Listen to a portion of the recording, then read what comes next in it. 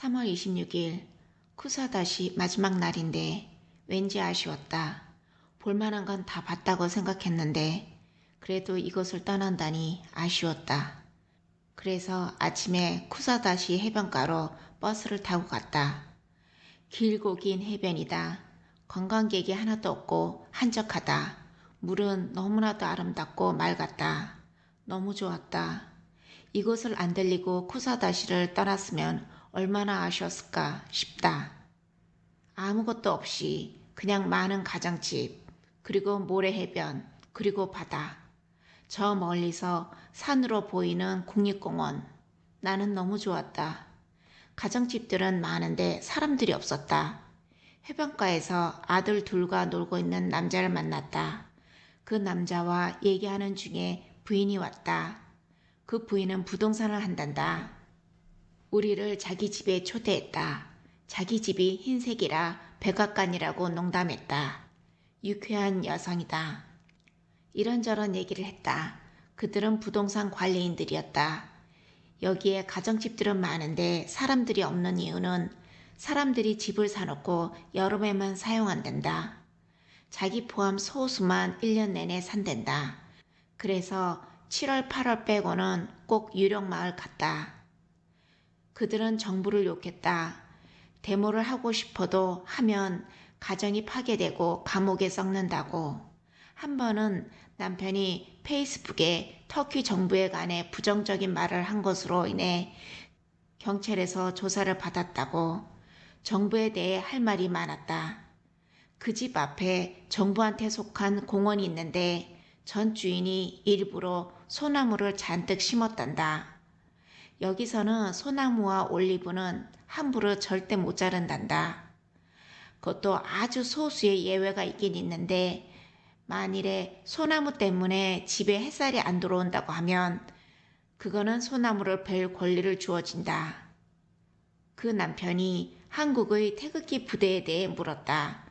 한국에서 신기했던 점이 그 부분이었던 점이 우습지만 이해는 됐다. 내가 터키 정부에 대해 앞으로 어떻게 할 것인지 물었다. 그들은 다음 선거에 많은 기대를 갖고 있다. 내 생각에는 순진한 믿음인 것 같다. 그들 말로는 종교인들이 너무 많은 혜택을 받고 있단다. 실제로 대부분 터키인들은 종교적이 아니다. 빈부의 차가 너무 크단다. 솔직히 나도 느꼈다. 쿠사다시로 온 후로는 왕모자 쓴 남자를 거의 못 봤다.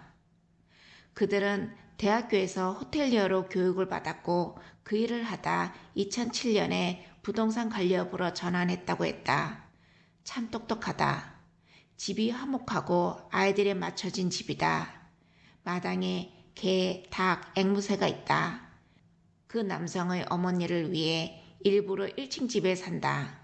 남편은 지적이고 세상에 궁금한 점이 정말 많은 것 같다. 그들과 인사하고 다시 해변가를 걸었다. 예정했던 식당이 문이 닫힌 바람에 계속 걸어야 했다. 중간에 간 식당에 메뉴판이 볼펜으로 가격이 쓰여 있어서 남편이 기분 나쁘다고 해서 또 나왔다. 아이스크림을 사 먹었다. 2개에 21리라. 아이스크림 치고는 상당히 비쌌다. 수입품이라서 그런가. 멍청한 개를 산책하는 우크라이나 여성을 만났다. 똑똑해 보이기는 했는데 공이 멀리 떨어지면 그냥 무시하고 가까이 떨어지면 갖고 도망간다. 그 여성이랑 같이 웃다가 대화를 하게 되었는데 그녀는 여기 12년 동안 살아서 여기가 제2의 고향이란다. 우크라이나 사람들과 터키인들은 감정이 비슷해서 섞이기 쉽단다. 그녀의 엄마는 현재 폴란드 근처 국경으로 피신해서 안전하단다. 러시아인들에 대해 말하길 그들은 푸틴한테 오랫동안 세뇌되어서 전쟁에 미친 사람들이다. 다른 이들의 고통을 모르는 인간들이다. 그러나 세뇌되었기에 그들을 탓하지는 않는다고 했다. 근데 내 생각에는 반은 맞고 반은 틀린 것 같다. 왜냐하면 그렇지 않은 러시아인들이 많기 때문이다. 적어도 내가 만난 러시아인들은 다 푸틴을 반대했다. 계속 해변을 걸어 식당에 왔다. 아직 시즌이 아니라 일부 메뉴만 된단다. 그래서 되는 음식 중에 피자와 만두를 먹었다. 정말 맛있었다. 떠날 때 물티슈를 줬다. 여기서는 식사 후에 물티슈를 쓴다.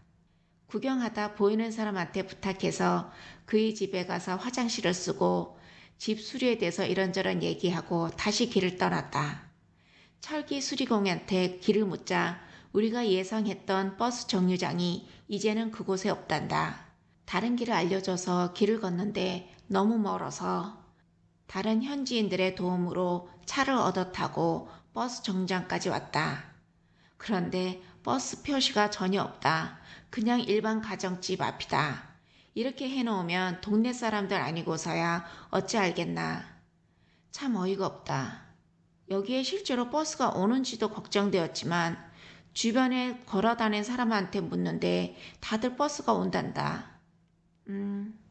그런데 한편으로는 터키인들의 심성덕에 너무 많이 걱정되지는 않았다. 지금까지 우리가 겪은 경험으로 보아 만약에 안 오더라도 아무 집이나 들어가 도움을 청하면 꼭 도와줄 것만 같았다. 10분 후에 버스가 왔다. 무사히 호텔에 왔다.